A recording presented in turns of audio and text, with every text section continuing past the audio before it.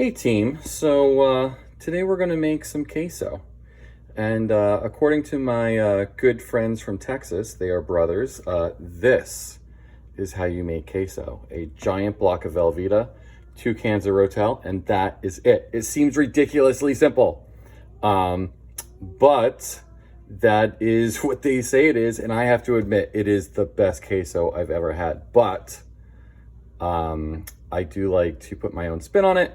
And so this is what I do. I use a pound of ground beef and I use my taco seasoning, which is in a mason jar, which, you know, is somewhat hipster, but, you know, come at me. So my taco seasoning has chili powder, garlic powder, paprika, oregano, onion powder, salt, and black pepper. I will try and put the amounts down in the description. But yeah, so all that we're going to really do is we're going to brown off this meat. We're going to add some chili powder to it, and we're going to add both of these and just melt it together. And you have the most tastiest queso that I've ever eaten. But we're going to do it 2 ways. And so I'm going to do it a second way. And I hope that my brethren from Texas get behind it. We will see. But let's start with this one. Okay, see you in a minute. Okay, so I have my pan. I'm starting it on high to get it nice and hot. I have the slightest little bit of grapeseed oil in here because it's neutral in flavor. And even though this is 20-80 beef, which means that it's 80% beef and 20% fat, I don't want it to stick because I'm not using a non-stick pan. So all I'm gonna do is get it in here, break it apart, and then I'm going to leave it to get a little bit of caramelization on it. And you can hear how the heat already got knocked down. So I'm going to get it in there, and I'm going to let it brown a little bit, and then I will stir. Okay, and then I'm going to, and then I'll push it back out, brown, and then stir until it's fully cooked. See you when it's done. As you can see, our beef is nicely browned. I have a little bit more oil in here than I would like, so I'm just going to push this to one side, and don't go too much, like don't lift it up too much, but I'm going to let all the fat just settle to the bottom, and I'm going to take out about 3/4 of this.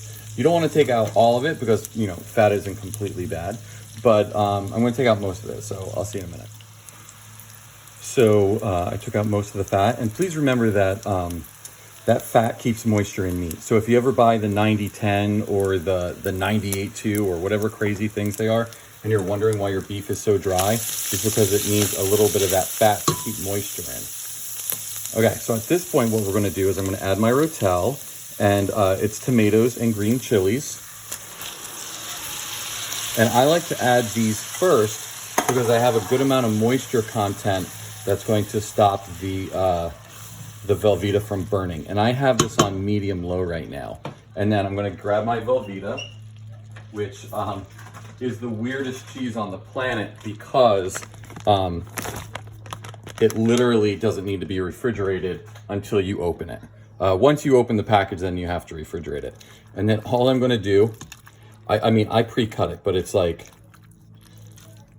it's just so weird, but so delicious. So I don't quite understand it. And then I'm just gonna cook this on low until it all melts. And that's really the magic. I'll see you in a minute. I just wanted to stop about halfway through and just show you the process of what it's gonna look like. Cause at some point you're gonna be like, Zachman, what are you doing? This does not look correct. And you're right, it doesn't look correct. And another thing that I forgot to do is I forgot to add my taco seasoning. And so I'm just going to mix. I'm gonna do about that much. To be honest, I don't normally measure this. So that's about 2 teaspoons. And remember, you can always add more, you can't take it away. We could have added this to the meat, but if you add it to the meat, then you need to add a liquid to make it like hydrate. And so, I mean, this way, obviously there's already a liquid in there. So like, it kind of like just cuts to the chase. Okay, we'll taste it when it's done and see if it needs more. Okay, and here it is. Meaty taco queso. I mean, obviously, if you don't want the meat in it, you don't have to add the meat in it. And that is more traditional. But, I mean, do you like the pull test? Doesn't really have a pull to it. Oh, no. It broke.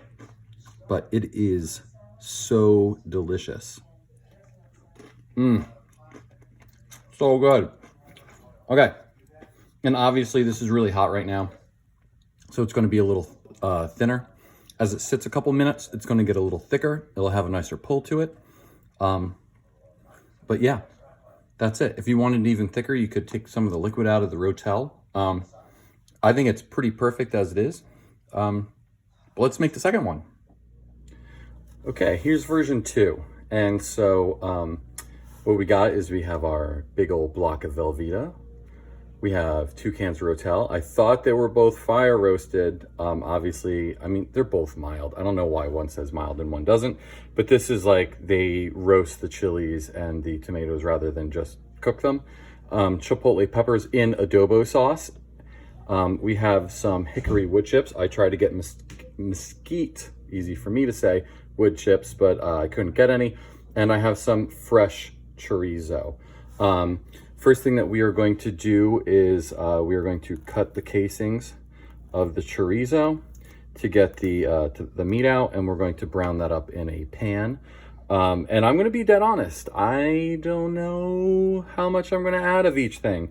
And so we're going to feel this one out because I've never done this before.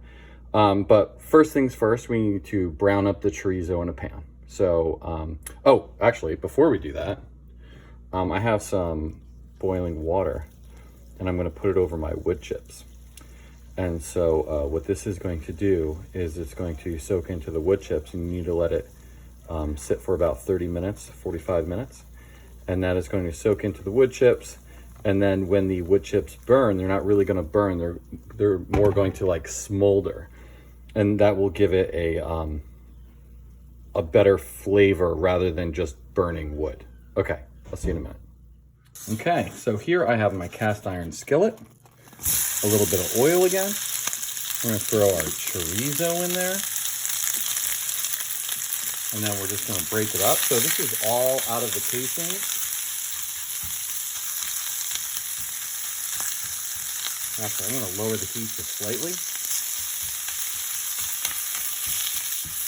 And this might be super spicy chorizo because I can already feel like the heat in the air in the back of my throat, so maybe I should calm down on the spices in the queso. And so just like the ground beef, I'm going to just break it up a bit, get one nice even layer, brown it, turn it, brown it, and then when it's all the way cooked through, we're going to go on to the next step. And it's basically going to kind of be the same as it was before. Wow, lots of spices. But we're going to modify it a little bit. And I think it's going to taste good. We'll find out. See you in a minute. So I broke the meat up, and I got some caramelization on some bits, which is really nice. If we move the meat away, we can see there's a little bit of fat at the bottom, but not a ton. And there's also some moisture in there, which is not fat, so don't get confused. And we don't want to cook any of that out. So what I'm going to do is I'm going to kill the heat. And then I am going to cool it down with my Rotel. I got my 2 cans of Rotel. And honestly, if I was being really honest, there's not a real big difference between the fire roasted and the regular. You can just see some charred bits in the fire roasted one. Okay, so if you notice, the sound went down. So we kind of stopped the cooking process, which is perfectly okay at the moment. And you'll see why in a couple minutes. I also have the chipotles from the can and the adobo sauce. This is 2 chipotles minced up. And then I added 1 tablespoon of the adobo, which is, in my opinion, the adobo is the amazing part of that can. So we can always add more. I'm going a little light on it because of all the spice coming off of just chorizo. And obviously something like this is all about, touch and feel, and you can adjust wherever you want. And then I'm also going to add the glorious Velveeta. Now, I am not going to melt this right away because we're going to be smoking it and we're going to be cooking it. So all I'm going to do is mix this in and let it sit. And then we're gonna put it in the smoker. And then the smoker is going to melt the cheese and heat everything up again. And then periodically we'll go in and stir it. Okay, so let's go get the smoker ready. Okay, so here is the smoker, and you can see the dog is very interested in what is going on. Inside, yes, it looks disgusting. It is a smoker. Down below, you can see that there are wood chips sitting on top of a heat element, which is going to have them, they're gonna start smoldering. And then I had to put our queso in a different container, and I went old school with this one because it turns out that my cast iron pan is literally half an inch too long. So I'm just gonna put this on top. I literally, right before I started the camera, cranked this thing to high. So in a couple of minutes, it should start smoking, and then we will catch up then. As you can see, there is smoke billowing out of the top of the smoker. And so we're going to just check it out. You can see all of our stuff is melted, and to be perfectly honest, I have stirred this once before. I was a little concerned that that we didn't have enough cheese, because to be perfectly honest, the amount of chorizo that we had was a pound and a half. And so it was a pound and a half. So I think the magic number for making queso, when you add meat to it, in this style anyway, the ratio is a pound. And it looks pretty good, but we're just gonna stir it and let it keep on keeping on. And then it's been about 30 minutes right now. But I think another 30 minutes, we'll give it a shot and see how much smoke flavor we got. See you in 30. It is now dusk, and it's been on for an hour. Ooh, smoky. And so what we're gonna do is we're just gonna give it a little stir. You see all this like skin that it made up top? That skin probably has, ooh, and it's like bubbling. It's so hot. That skin is gonna have a lot of smoky flavor to it, so I'm just gonna break it up and put it inside the queso. It is looking super delicious. Now, what I should have done is brought a chip with me. I brought a spoon because I don't know why. It's like tasting soup. So I'm gonna give it a little try.